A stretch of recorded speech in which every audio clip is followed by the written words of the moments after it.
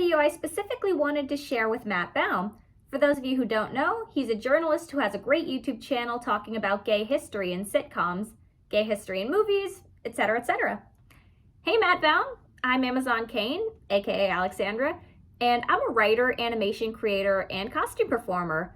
A lot of my channel for the past few years has been talking about a show called Anaconda, which is a show I grew up with, and since you talk a lot about gay history, I'd really like to share this with you. Anaconda is an animated series from 1999 that used a unique cutout animation to tell a story about a girl who uses her imagination to deal with difficult people. The show was a success when it aired, but has since garnered an internet backlash due to its art style and its short in front of the Digimon movie. It's not a perfect show, but it has a lot of really good stuff in it that often gets overlooked. And the reason I personally loved it so much is that Angela was allowed to get angry.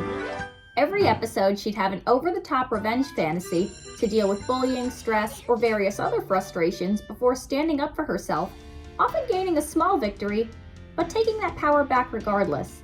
I thought just like Angela as a kid, and I looked like her too. And if you look closely, you'll see that there is a gay personality to it. Both of the co-creators of the series, Joanna Ferrone and Sue Rose, are gay. Joanna Ferrone and Sue Rose also created Fido Dido, the famous 7-Up mascot of the 80s and 90s. Fido Dido started as a sketch based on another gay friend of theirs.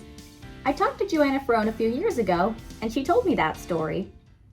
And one day we're sitting in this bar, and there's a friend of mine, John, who was an adorable little blonde-haired gay boy. And Sue did a caricature of him on a beverage nap. And I noticed that everyone sitting around thought it was super cute. They really liked it. It was attractive to people. So I took the little napkin and I was walking to work the next day and I was like, this is our guy. His name is Fido. And we took it from there.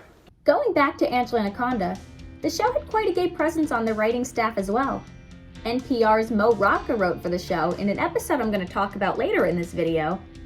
I'm sure there were other queer people on staff as well, but these are the ones I personally know about. The queer themes are more subtle than you see in other shows, and they're more related to gender than they are to romance.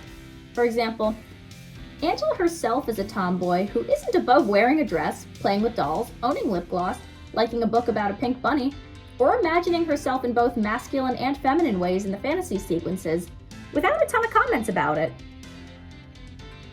Very often in this time period, media by straight creators pointed out gender divides very, very often. But with Angela as the main character, this show blends masculinity and femininity pretty well without it being a big deal. If anything, the people who are extreme examples of gender stereotypes are usually the villains. Angela's physically violent twin brothers, Mark and Derek, as extreme masculine examples, with her narcissistic teacher, Mrs. Brinks, and rival Nanette Manoir as extreme feminine examples. But I know your channel focuses specifically on gay men, so I particularly wanted to talk about Angela's best friend, Gordy Reinhardt. He's a feminine boy and in some ways is a gay stereotype. He's into musical theater, he crochets, he's into botany, figure skating, and playing with dolls. However, he's almost never the butt of the joke for it. Throughout the majority of the show, he's the nicest character in the entire cast and makes Angela a better person just by his presence. In addition, he's also strong, athletic, and unlike what a lot of people in real life had to go through, he has a genuinely loving relationship with his very masculine football coach father. Given how many gay people have been shunned by their families, I'm sure I don't have to tell you the significance of a positive straight father-gay son relationship that doesn't focus on coming out. An interview with creator Joanna Ferrone confirmed him as LGBT, hinting specifically about Gordy being bisexual. Despite Gordy having a canonical crush on a female character, which feels very forced as they have zero chemistry, he's very, very much coded gay, something even the show itself has acknowledged. I've talked to artists, directors, and producers from the series, and one of whom did confirm that they thought of Gordy as gay. The character was also developed later in the process than the other ones, and Joanna Ferrone especially was willing to fight for him, feeling that he was especially important. Well, Gordy came to me a little bit later on, and it was while I was writing some kind of premise.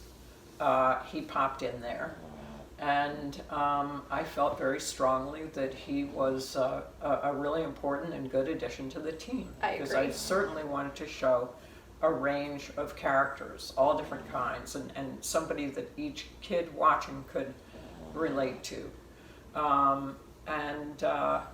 And it's funny, I had rather a debate about the inclusion of Gordy with various producers and people working with me on the show because of the fact that he was coming in after the first couple of episodes were already done, or the script's already completed.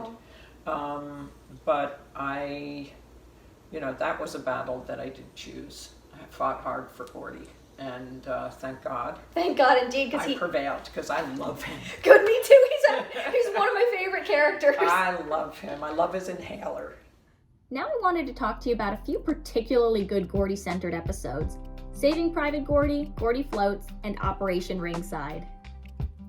Saving Private Gordy, the episode written by NPR's Mo Rocca, is about Angela trying to protect Gordy from her violent twin brothers, only to find that he was never in any danger, and they even make a souffle together. I wanted to point out that Gordy's father, Coach Reinhardt, already has a positive relationship with Gordy from the get-go. It could have been very easily a story about a father learning to understand his son like we've seen in so many very special episodes. But the comedy in this episode comes from Angela, who usually gets abused by her brothers, trying to protect Gordy from them, only to find out he never even needed it. In the episode Gordy Floats, the kids are making a springtime float. While the other kids get caught up in their own ideas, Gordy embraces simplicity in his own unique way and gets acknowledged for it. And finally, in the episode Operation Ringside, Gordy feels neglected when his dad is working more often. Thinking he embraced a glamorous new job as a wrestler, the kids track him, only to find out that Coach Reinhardt was coaching wrestlers to save up money to buy Gordy figure skating lessons. I wanted to surprise you, sport. I secretly took this extra job so I could afford to send you to figure skating school this summer. Really? You're the best dad in the whole world! No wonder I missed you so much! Dad, if you teach the wrestlers all their moves, that makes you a choreographer! I guess it does, son. Dad, you're my hero! Anaconda is a show that 100% deserves a reboot for the modern age, and this is something I'm personally very, very interested in doing. In fact, with a team including one of the artists from the original show, I did a modernized update of the theme song, and just for fun, I've written episodes and acted them out, showcasing what a modern episode of the show would be like. If you personally know somebody who could help this get off the ground, help produce it, please let me know. I would really love to share this with you, and we would love to see this show come to a new audience. There really is a lot of good here that gets overlooked, and it's something that the modern age really would benefit from. And for those of you who are getting to know me through this video who found my channel, hey, welcome to my channel. You can see original videos, you can see my original show, KATHARINA the Supervillain, which I am still interested in making a full TV show for. You can see original songs, you can see also all my Anaconda content is on this channel, including interviews with cast, crew, and one of the creators. Anyways, thank you so much for watching, thank you so much for supporting, and to the Fanacondas out there, see you later when you see me. Bye.